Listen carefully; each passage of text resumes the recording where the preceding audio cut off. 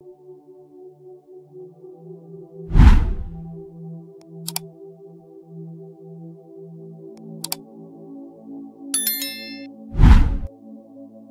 peso invisível de estar sempre presente.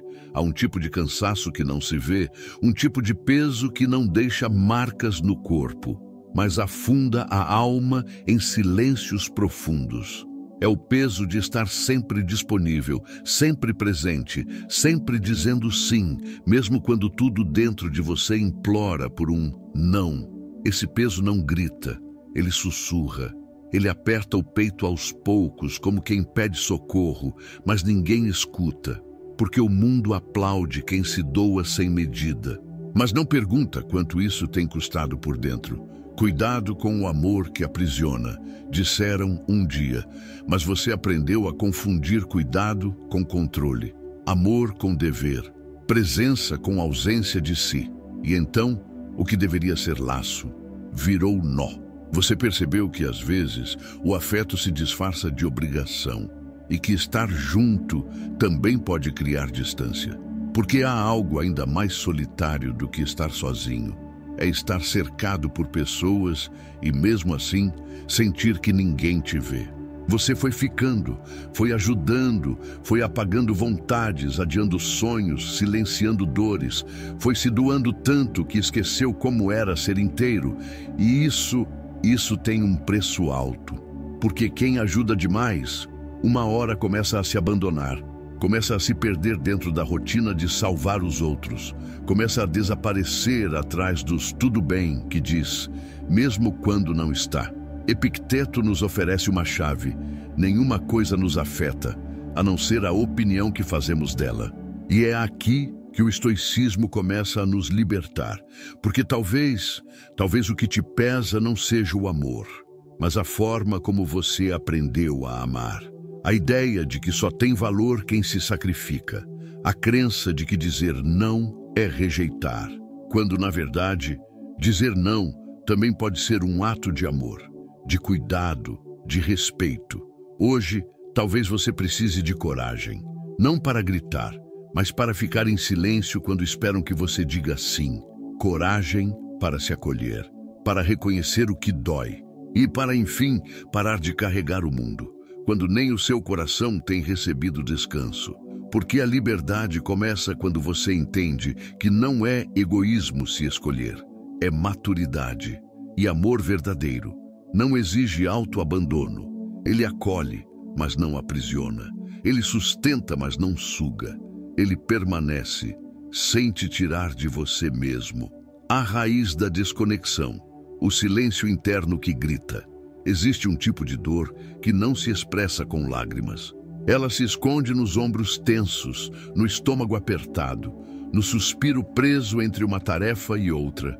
É uma raiva surda, acumulada em anos de palavras engolidas, de vontades ignoradas, de limites ultrapassados em nome da harmonia. Você finge que está tudo bem, mas seu corpo já não acredita nisso. Ele protesta em silêncio. Ele carrega o que você não ousa dizer. A raiva não dita, o cansaço não assumido, a tristeza não nomeada. Tudo isso se transforma em exaustão crônica, em irritação sem causa, em dores que não têm diagnóstico.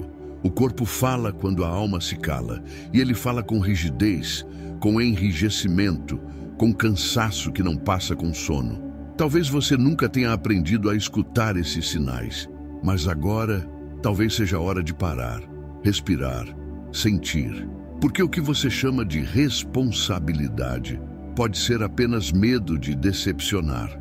O que você chama de amor talvez seja só o hábito de se apagar. Feche os olhos, observe onde dói. Percorra seu corpo como quem visita uma casa abandonada. Ouça o que ele tenta dizer com cada aperto, cada tensão. Depois, escreva. Coloque no papel as obrigações silenciosas que você carrega. Os tenho que te guiam. Os não posso decepcionar que te aprisionam. Ao escrever, você começa a enxergar. E o que se enxerga pode ser transformado. Carl Jung falava da sombra. Essa parte de nós que escondemos para sermos aceitos. E entre as sombras mais comuns está a do bom pai, da boa mãe, daquele que está sempre lá, sempre forte, sempre disponível.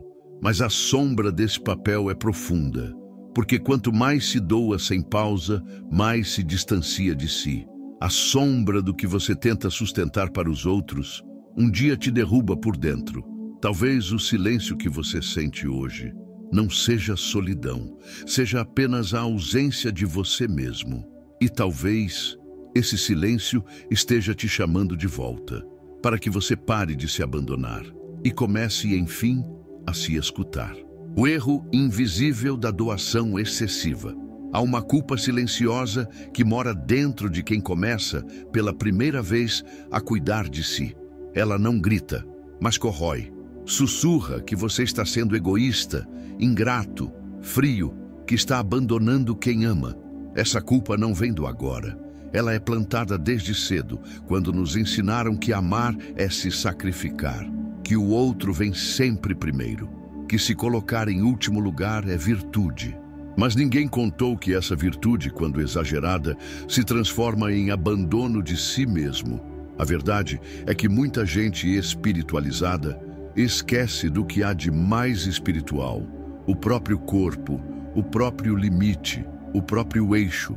Falar de compaixão para com o mundo e esquecer da compaixão por si é como tentar acender uma casa com a chama apagada. Não é força, é ilusão, e essa ilusão adoece. Clarissa Pinkola Estés diz: ser forte não significa ser inquebrável, mas saber quando parar de sangrar. Quantas vezes você já passou do seu limite em nome da paz? Quantas vezes calou uma verdade por medo de ser mal interpretado? Quantas vezes deixou que a exaustão tomasse conta, só para não parecer ausente? A doação excessiva não tem rosto de erro. Ela se veste de bondade, de compromisso, mas por trás dela, muitas vezes, existe apenas uma criança com medo de não ser amada, que aprendeu a se anular para merecer afeto, mas amor que exige sua autonegação. Não é amor, é carência disfarçada de virtude, é desespero camuflado de zelo. Chega uma hora em que o corpo cansa, a alma reclama e o coração começa a pedir por si, não para ser mais que ninguém, mas para, enfim, existir também.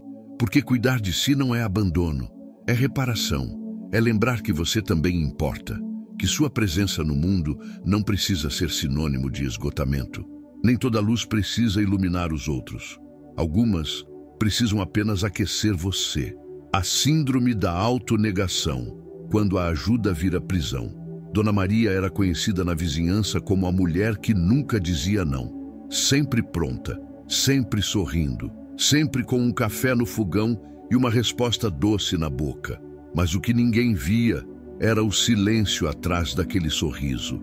As vontades não ditas, os sonhos engavetados, a exaustão acumulada em anos de presença ininterrupta.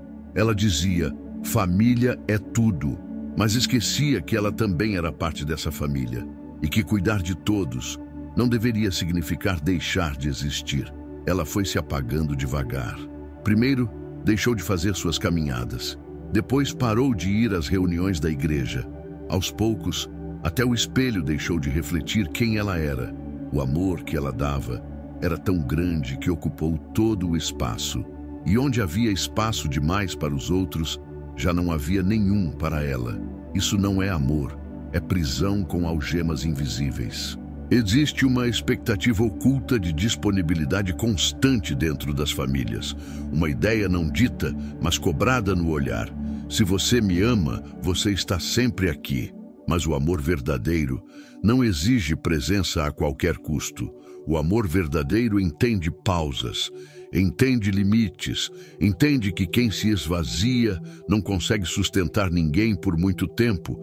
Sêneca chamava isso de escravidão voluntária, quando você escolhe servir, mesmo quando isso te destrói. Quando a liberdade está ao alcance da mão, mas você se recusa a tocá-la por medo de parecer frio, ingrato, distante. Quando o medo de desapontar os outros é maior do que a coragem de se respeitar. Amar não é desaparecer para o outro brilhar. Amar é permanecer inteiro, mesmo quando se doa, É saber que estar presente não é estar disponível o tempo todo. É entender que o verdadeiro cuidado nasce da autenticidade e não do sacrifício contínuo, porque só quem se respeita pode oferecer um amor que realmente cura. Uma metáfora estoica para sua dor. Você já viu um bambu? Ele é flexível, se curva com o vento, dobra nas tempestades, mas não quebra, porque suas raízes são firmes, invisíveis à superfície, mas profundamente conectadas à terra. Assim deveria ser você, capaz de ceder quando necessário, de ser gentil com o tempo dos outros, mas inabalável por dentro, forte não por resistência, mas por enraizamento, porque quem vive só na superfície desaba com qualquer sopro, mas quem tem raízes suporta o mundo sem se perder de si. Muitos vivem como navios sem leme, navegam ao sabor dos pedidos, das expectativas, das urgências alheias. Vão de um lado ao outro, tentando agradar, tentando corresponder, tentando manter tudo em equilíbrio. Mas esqueceram quem são, esqueceram para onde iam, perderam o leme e, com ele, o rumo. Viver em função dos outros pode parecer nobre, mas é o caminho mais rápido para perder o controle do próprio destino. Agora imagine, todos os dias você cede tempo, cede energia, cede sono, cede vontade. Aos poucos, esses pequenos nadas viram um tudo que pesa. Pegue um papel, escreva tudo o que você tem cedido sem perceber. O que você oferece sem retorno, o que você tolera sem questionar. Leia em silêncio, sinta o impacto dessas concessões acumuladas. Depois, queime esse papel, não como ritual de mágoa, mas como um ato simbólico de libertação, porque há poder em reconhecer onde você se perdeu e há força em decidir voltar. O estoicismo não te convida a se tornar indiferente. Ele te convida a ser firme, a saber onde termina o outro e onde começa você, a viver com raízes profundas e a deixar que o vento sopre sem medo, porque você não será levado. Você é bambu, você enverga sim, mas não quebra. O silêncio como caminho de reequilíbrio. Há momentos em que falar demais nos afasta de nós mesmos. Quando a casa está cheia de ruído, quando todos esperam respostas rápidas, quando as perguntas são muitas, o silêncio vira refúgio. Mas nem sempre ele é compreendido. Às vezes, quem silencia é visto como frio, ausente, indiferente, quando na verdade é no silêncio que começa a cura. Silenciar não é ausência, é presença profunda, é um retorno ao que importa. É quando a mente se aquieta e, finalmente, conseguimos escutar o que está vivo aqui dentro. As palavras têm força, sim, mas o silêncio certo pode reorganizar uma alma inteira. A neurociência mostra que o cérebro precisa de estados de não estímulo para se autorregular. Na solitude, longe do excesso de vozes, estímulos e cobranças, o cérebro começa a restaurar conexões, reduzir inflamações emocionais, limpar o ruído interno. O silêncio, quando consciente, é um bálsamo para o sistema nervoso. É um banho invisível que lava aquilo que a fala não alcança.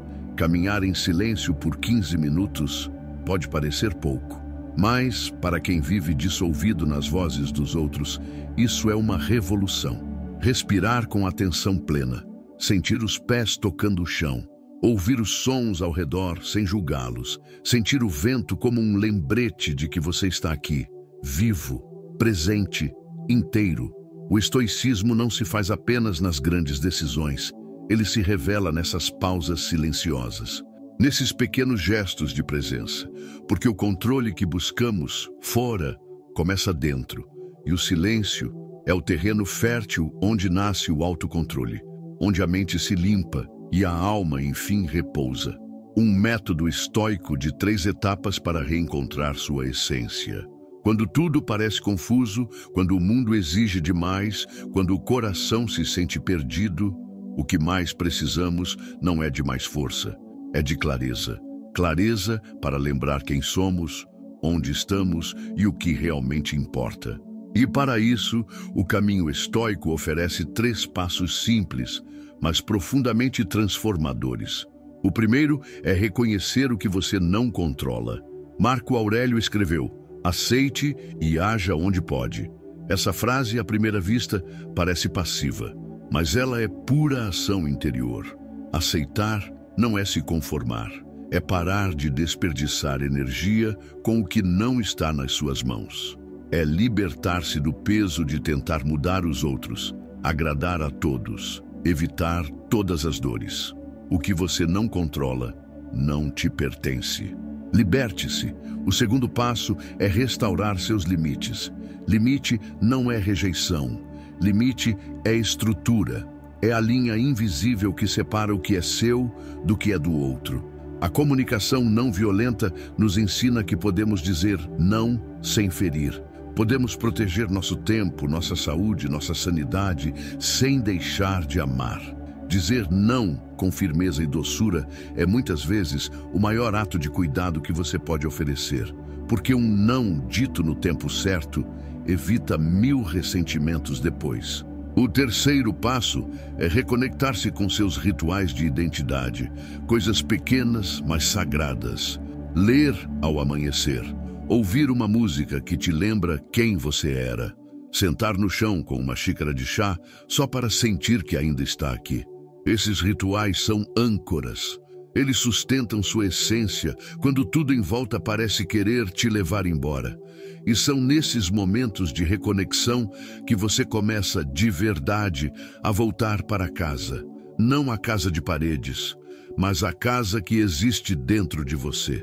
Esses 3 passos não são técnicas, são lembretes, convites, chaves para uma vida mais leve, mais autêntica, mais serena. Não se trata de mudar tudo, mas de voltar ao centro, de lembrar com calma que você tem o direito de existir inteiro, mesmo que o mundo ainda espere que você se divida em 1000 pedaços. A mente que relembra quem você é. Há sinais que surgem devagar, quase invisíveis, uma tristeza que aparece sem motivo, uma irritação constante com tudo e com todos. Uma confusão mental que te faz esquecer pequenas coisas, perder o foco, deixar de sentir prazer no que antes te nutria. Esses sinais não são falhas, são alertas, são formas sutis da alma dizer: você está se afastando de si. É assim que começa o esquecimento interior, não de memórias, mas de identidade. Você começa a viver no automático, responder por impulso, ceder por hábito, e quando percebe, já não sabe mais o que é desejo seu e o que é apenas expectativa alheia. Perde-se o centro. E o mais perigoso disso é que por fora tudo continua funcionando, mas por dentro algo já se quebrou. Vivemos num tempo que glorifica a força ininterrupta, que aplaude quem segue mesmo ferido, que diz seja forte, como se isso significasse nunca parar. Mas força de verdade não é continuar a qualquer custo. Força é reconhecer o momento de pausar, de pedir ajuda, de admitir que algo dentro de você precisa de cuidado, porque o mito da força constante é o que mais destrói em silêncio. Certa vez uma mulher reencontrou sua vida quando reencontrou um hobby antigo. Pintava quando jovem e por décadas não tocou mais em pincéis. Um dia comprou tintas no impulso, sentou diante de uma tela em branco e chorou. Não de tristeza, mas de alívio, porque naquele instante ela lembrou de quem era antes do cansaço, antes das obrigações, antes de se esquecer. Às vezes, a lembrança de quem somos vem num cheiro, num som, num gesto simples, e tudo o que ela pede é espaço. Espaço para respirar, para existir, para voltar, porque dentro de você ainda vive aquela parte que não se curvou, que não se apagou, que apenas adormeceu e que agora silenciosamente deseja despertar. A transformação pelo distanciamento consciente. Às vezes é preciso se afastar, não por desprezo, não por mágoa, mas por necessidade vital, porque há ruídos que só se revelam quando estamos longe. Há verdades que só conseguimos ouvir Quando o silêncio ao redor é mais forte que as vozes que nos cercam, e há momentos em que continuar presente é se perder de vez. Sêneca dizia que nunca devemos pedir desculpas por buscar nossa paz, porque a paz, quando é real, não é egoísmo, é sobrevivência, é lucidez, é a única maneira de manter o amor vivo, sem sufocar dentro dele. E ainda assim, muitos sentem culpa por se afastar, por dizer que não podem, por admitir que precisam de espaço, mas o que parece afastamento, muitas vezes, é só um passo atrás para enxergar melhor. O erro está em tentar encontrar paz em lugares que gritam, em relações que cobram demais, em lares onde não há escuta, em rotinas que esmagam a alma. A paz não se grita, ela não vive onde há tensão constante. A paz mora onde há respeito, onde há verdade, onde você pode ser inteiro, sem se justificar o tempo todo. Imagine uma montanha. Lá de baixo, no vale, tudo parece confuso. Os caminhos se cruzam, as vozes se misturam, a neblina cobre os olhos. Mas quando você sobe, tudo muda. A visão clareia, o silêncio toma conta, e você entende o que antes parecia impossível. O distanciamento consciente é essa subida. É o ato corajoso de se afastar não para fugir, mas para ver. E quando você vê, tudo se reorganiza. O que era urgente já não parece tanto. O que era culpa vira discernimento. O que era obrigação revela-se como imposição. A montanha não é solidão, é reencontro. E quem volta de lá, volta diferente. Mais firme, mais claro, mais inteiro, porque viu de cima o que de perto era invisível. Conclusão: liberdade na velhice, o ato mais revolucionário. Chega uma fase da vida em que o silêncio pesa mais do que as palavras, em que a alma pede leveza, não por fraqueza, mas por sabedoria.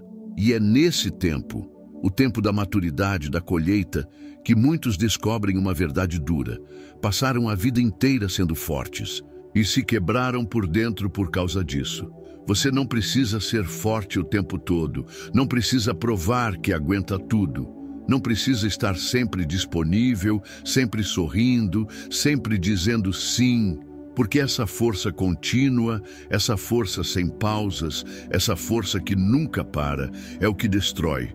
O corpo cansa, o coração endurece e a alma um dia se cala.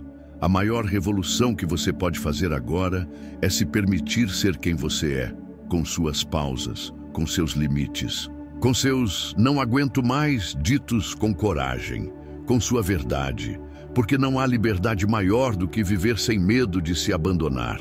O tempo da juventude exigiu movimento, mas o tempo da sabedoria exige presença.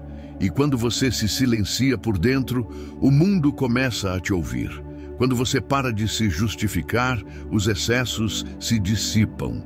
Quando você se escolhe pela primeira vez em anos, algo se realinha. Porque o que parecia impossível, dizer não sem culpa, existir sem se anular, amar sem se apagar, se torna natural. Como um rio voltando ao leito, como um corpo voltando ao centro, como uma alma voltando para casa. Eckhart Tolle disse: a verdadeira liberdade é ser você mesmo, sem medo. Talvez seja isso. Talvez a liberdade nesta fase da vida não esteja em fazer mais, mas em fazer menos com mais verdade. Não em provar nada, mas em sentir tudo com inteireza. Não em agradar, mas em permanecer em paz, em si, inteiro, por fim.